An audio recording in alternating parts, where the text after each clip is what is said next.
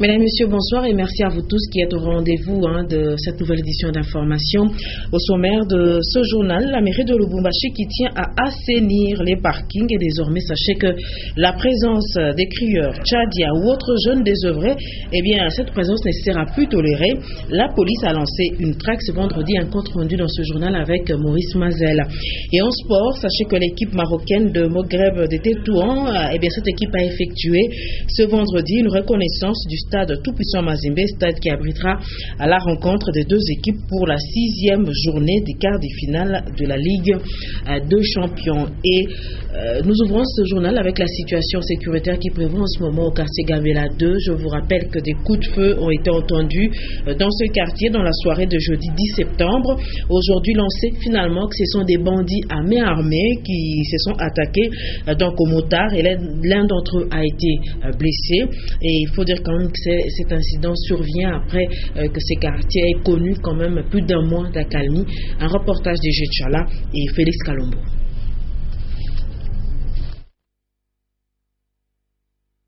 Septembre 2015, plusieurs balles ont retenti vers 19h, les jeudis 9 septembre 2015 au quartier Gambela. Des bandits à main armée auraient attaqué 3 paisibles citoyens. Ils ont emporté avec eux les motos telles que le confirme le secrétaire du quartier Gambela 2 trouvé sur le lieu.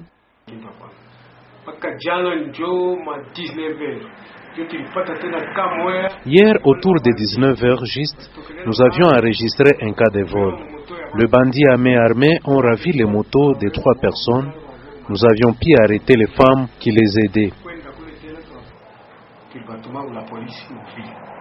En dehors de ce cas, le quartier Gambela a tout de même passé près d'un mois sans enregistrer les cas d'insécurité. Actuellement, nous travaillons en collaboration avec la police la nuit. Elle procède aux patrouilles.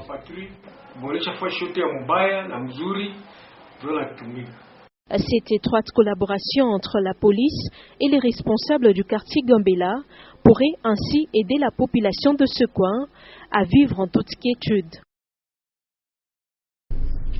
La mairie de Lubumbashi tient à assainir ses parkings, raison pour laquelle les crieurs, les tchadiens et autres jeunes désœuvrés ont été traqués par la police ce vendredi 11 septembre. Cette opération se poursuivra dans les jours à venir. Maurice Mazel.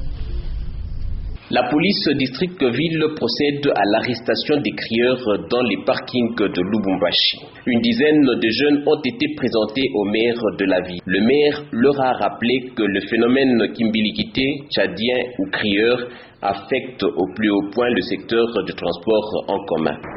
Nous devons veiller sur la sécurité de notre population, que ce soit du côté chauffeur, que ce soit du côté population. Maintenant, les groupes que vous venez de voir, c'est la police qui a fait ça.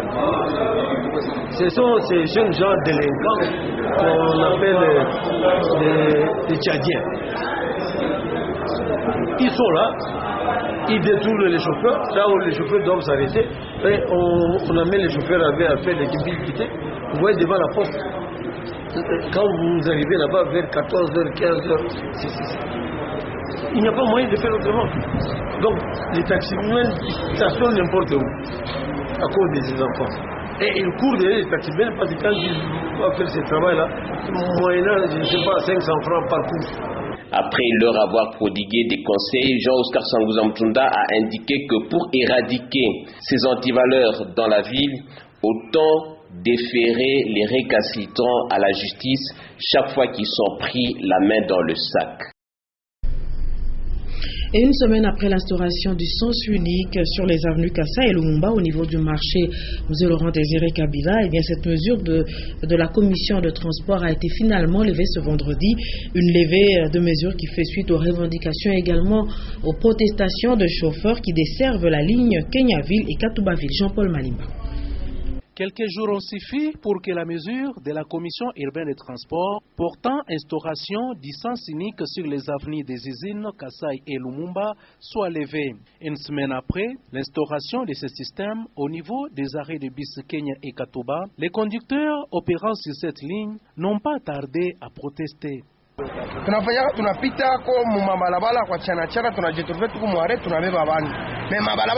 ont mis des panneaux de signalisation à sens unique dans notre arrêt de bus Ville Kenya. On ne sait pas quoi faire.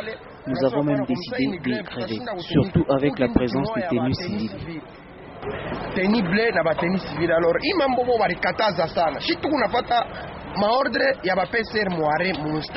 Suite aux revendications, la commission urbaine des transports a levé la mesure. Les conducteurs ont salué cette décision.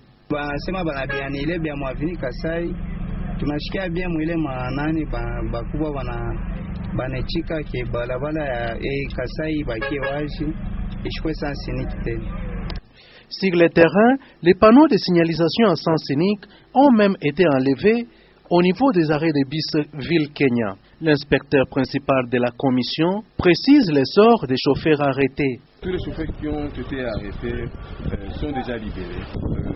La police de pénible et tenue civile avait commencé à arrêter directement les chauffeurs.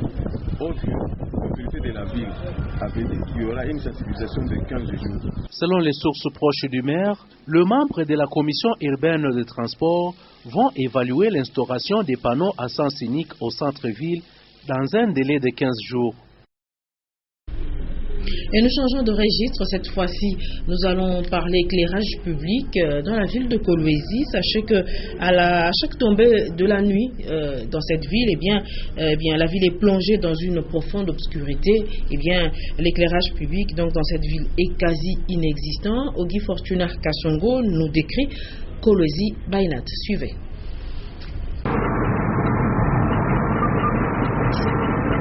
À chaque tombée de la nuit, la ville de Kolwezi ressemble à un grand village où l'éclairage public n'existe plus.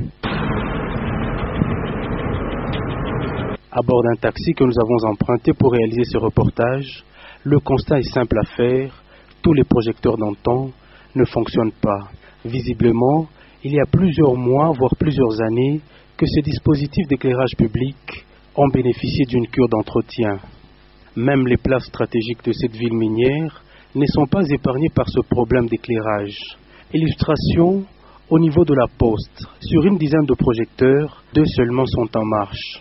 Les stations-service, maisons commerciales, hôtels et autres bâtiments privés sont les seuls qui ont installé des lampes devant leurs immeubles. Nos efforts pour contacter les autorités de la ville se sont avérés vains car elles se sont déclarées indisponibles pour nous fournir des explications quant à ceux. Et la campagne de circoncision gratuite des orphelins qui a débuté il y a 3 mois et initiée par l'ASBEL Maman Espoir, cette opération se poursuit tant bien que mal. Et ce vendredi, le président de cette ASBEL, Jean Moussangampiri, a visité 50 enfants qui ont subi cette petite chirurgie. Il a également posé la pierre de construction d'un centre de santé pour veuves et orphelins, une concession de 35 mètres sur 200 sur la route Kassenga. Un reportage de Léon Magloire Monga. Depuis le début de cette campagne de circoncision gratuite en faveur des orphelins, initiée par l'ASBEL Maman Espoir, près de 400 enfants sont passés par cette table du centre de santé Tchem le Petit Poisson de la commune Katouba. Depuis 7h30 jusqu'à là, nous sommes à 50e cas de circoncision et beaucoup de malades ont été déjà consultés, ont reçu les soins gratuits. L'ASBEL Maman Espoir vient aussi d'acquérir une vaste concession dans les environs du village Kassangiri, concession où sera érigé un centre de santé pour veuves et orphelins. Le président de cet ASBEL, Jean Moussangampiri, l'a visité en compagnie de quelques membres avant d'y poser la première pierre. L'ASBEL Maman Espoir du Congo aujourd'hui vient d'avoir sa propre concession. Nous appelons la cité de la veuve. C'est ici où nous avons construit un hôpital pour la veuve. Les fruits de ce que nous avons fait l'année passée, nous avons décidé avec les veuves, les orphelins, les handicapés physiques d'avoir une concession pour que nous arrivions à construire un hôpital moderne pour les démunis. Dans un premier temps, il faudra mobiliser au moins 50 000 $ américains pour la première phase des travaux en attendant l'intervention d'autres partenaires et certains autres bienfaiteurs de bonne foi. Et la salle de la FEC Katanga a abrité une matinée d'information sur le guichet unique qui regroupe l'INSS, l'INPP, l'ONEM et la Direction générale des impôts. Désormais, les assujettis de toutes ces structures vont s'acquitter de leurs devoirs à un guichet unique qui vient d'être créé, un guichet qui va faciliter le paiement et éviter surtout la lourdeur administrative. Edouard Kankou. À partir du 15 septembre prochain, tous les assujettis de l'INSS, INPP, ONEM et DGI vont payer leur dû à un guichet unique qui vient d'être mis sur pied et qui représente toutes ces 4 structures. La matinée de vulgarisation de cette réforme s'est déroulée ce vendredi 11 septembre au siège de la FEC Katanga, d'où le mot de bienvenue du premier vice-président. Mesdames et messieurs, la matinée de ce jour s'inscrit dans la continuité de la campagne de vulgarisation et de sensibilisation débutée à Kinshasa, et que la FEC soutient au titre des efforts que le gouvernement de la République ne cesse de déployer pour améliorer le climat des affaires et des investissements, notamment par 1. L'uniformisation des déclarations et des paiements. 2. L'harmonisation des échéances des paiements et la réduction du nombre de paiements par an et du nombre d'heures passées pour le travail. Madame le directeur général de l'INSS a centré son allocution sur les associés actifs. Dans le cadre de la Déclaration universelle des droits de l'homme, la sécurité sociale est un droit pour chaque citoyen. Et nous ne voyons pas comment un associé actif qui exerce aussi des activités donc peut se soustraire à être assujetti au régime de sécurité sociale. Au cours de cette matinée d'information, il a été noté que cette réforme concerne seulement les grandes entreprises enregistrées à la DGE. L'objectif de ce guichet unique est de permettre à la RDC de retrouver sa place au classement mondial de Doing Business et de réduire l'évasion fiscale. Eliécé Lubumbashi est à nouveau encouragé par un prix d'excellence. La remise du diplôme a eu lieu au cours d'une soirée de gala organisée par la Synergie, groupe Meilleur Avenir, également le festival Panorama News. Le directeur général de l'IEC, le professeur Raymond Mandé, s'est fait représenter par le secrétaire général académique, Léon Magloire Munga. Les mérites de l'actuel comité de gestion de l'IEC Lubumbashi ont cette fois été reconnus à la fois par le groupe Meilleur Avenir et le festival Panorama News. C'était dans une soirée spéciale dénommée Maendeleo, soirée au cours de laquelle le DG Raymond Mandé Mutombo s'est fait représenter par le secrétaire général administratif, le CT Robert Tindoa, qui recevait le diplôme IEC sur le podium en présence d'une poignée d'agents IEC. Il n'est pas aisé de prendre la parole après tous ceux qui sont passés avant nous. Je suis très ému en ce moment parce que ce présent démontre la reconnaissance de ce que le PDG Mandé Mutombo est en train de faire au niveau de l'Institut supérieur de commerce. L'IEC Lubumbashi qui est dans une phase décisive de son histoire avec la construction du campus Joseph Kabila sur une vaste concession où poussent des auditoires grâce notamment aux cotisations des étudiants jusqu'ici en attendant la contribution de l'État et d'autres particuliers de bonne foi. Et la date du 11 septembre rappelle les attentats de 2 tours jumelles du World Trade Center aux États-Unis d'Amérique. Et depuis 2008, cette date est retenue pour être célébrée chaque année dans le cadre de la lutte contre le terrorisme, un fléau qui gangrène également l'Afrique. Un reportage de Consolat Kanja, Darel Manima et Pichakula. Ce sont les événements du mardi 11 septembre 2001 à New York et Washington, aux États-Unis d'Amérique, qui ont marqué un tournant majeur quant à la place du terrorisme dans les préoccupations internationales. Pour rappel, les attentats historiques du 11 septembre 2001 avaient causé la mort de 2977 personnes et 6291 blessés et qui étaient revendiqués par Al-Qaïda, mouvance terroriste dirigée par Oussama Ben Laden, qui sera tué 10 ans plus tard à Abbottabad au Pakistan. Et le spectre du terrorisme hante également le continent africain, spécialement l'Ouest, le Mali, le Nigeria, l'Algérie, Somalie, Kenya, Ouganda ont été touchés. Le développement des organisations terroristes et criminelles devient un problème de plus en plus urgent à résoudre pour les autorités africaines concernées et qui se retrouvent devant un dilemme. D'une part, les moyens pour une politique antiterroriste efficace et durable font défaut. D'autre part, les groupes criminels deviennent de plus en plus puissants et gagnent de l'influence au milieu des populations désespérées qui rêvent des lendemains meilleurs. Et parmi les conséquences, il faut dire que le terrorisme annihile toutes les perspectives des programmes de développement économique et sociaux dans les zones où il prolifère. Et la situation est telle que ces organisations criminelles s'imposent comme les principaux acteurs et régulateurs des zones sous leur contrôle en Afrique subsaharienne. Les flux économiques et des personnes tels que la circulation des touristes sont en passe d'être sous le contrôle complet des groupes terroristes au Sahel et au Sahara, sans oublier les conséquences psychologiques sur les victimes. Nous allons parler un petit peu de l'actualité à l'enseignement supérieur et universitaire. En ce moment sont organisées les séances de deuxième session d'examen pour ces universités, mais également les séances de défense de mémoire de graduats. Et sachez que ces séances sont aussi organisées à l'ex-université protestante de Lubumbashi, UPEL. Ce vendredi, un de nos collègues du service technique, Victoire Mwamba Mbayo, a finalement défendu son travail de fin de cycle sur la problématique de la réalisation d'une rencontre de football avec un matériel numérique. Un reportage de Jean-Claude Ball, Ben Kaimbe, Richard Chima. Membres de famille, condisciples, collègues des services, amis et connaissances ont accompagné Victor Mwambaye lors de la défense de son travail de fin de cycle. Nous avons eu à travailler sur la réalisation de la rencontre de football avec un matériel numérique Cadenyota qui a attiré notre attention particulière. Ce travail est subdivisé en 4 chapitres. Après le bref exposé du récipiendaire, il s'en est suivi un échange avec les jurys. Pourquoi vous ne l'avez pas écrit sur la page de la couverture?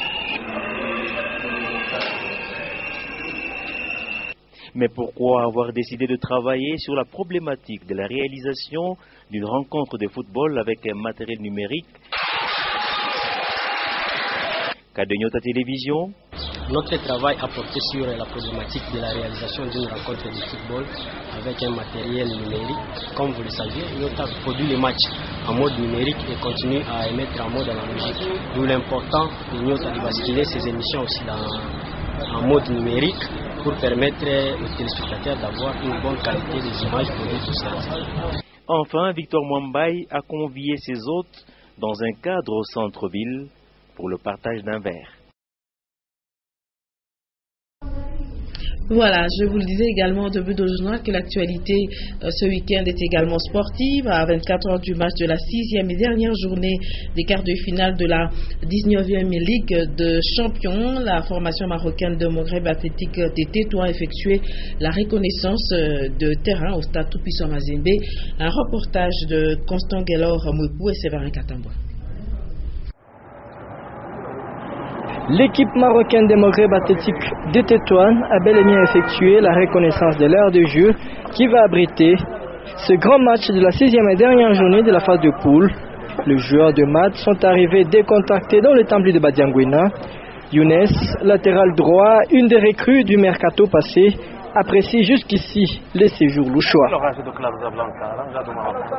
Sérieusement, on n'est pas encore sorti, on n'est pas sorti de l'hôtel, on est resté à l'hôtel et tout, mais l'accueil c'était magnifique, l'hôtel il est bien, le temps il est bien aussi, la chaleur du public on la sent en venant au stade, donc c'est des gens qui aiment le football, c'est des gens qui connaissent le football, et puis premièrement on sait que ça va être un grand match, et puis on est prêt pour ce grand match.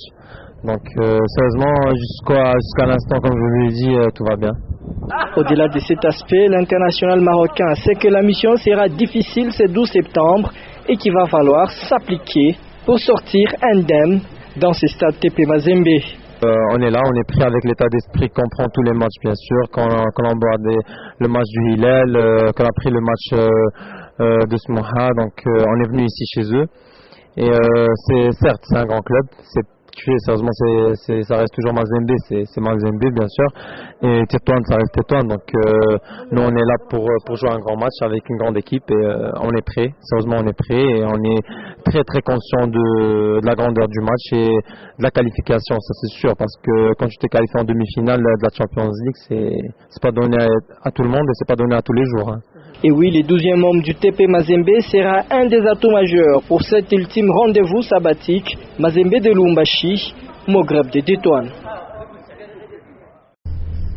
Voilà, également un mot sur l'état d'esprit des joueurs de tout-puissant à Mazembe en ce moment dans ce reportage. Ils ont l'air plutôt décontractés à quelques heures de leur match de qualification contre Maghreb Tétouan. Les corbeaux ne s'empêchent pas la bonne humeur. Face à la presse, Patrice Carteron a eu beaucoup de sourires.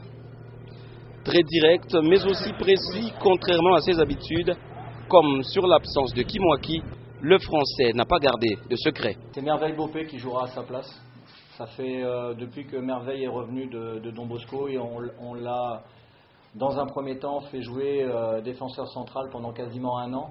Ça lui a permis vraiment de passer un cap et d'être très bon aujourd'hui au milieu de terrain. Mais Merveille, on a fait 2 matchs amicaux, il a joué en défense centrale, il est très rapide, il a une bonne relance, il est bon à la tête. Donc je sais qu'il fera un très bon match demain et qu'il sera à la hauteur de l'événement. L'autre question, c'est la sécheresse de Mbwana Ali Samata devant le but. Son entraîneur est compatissant.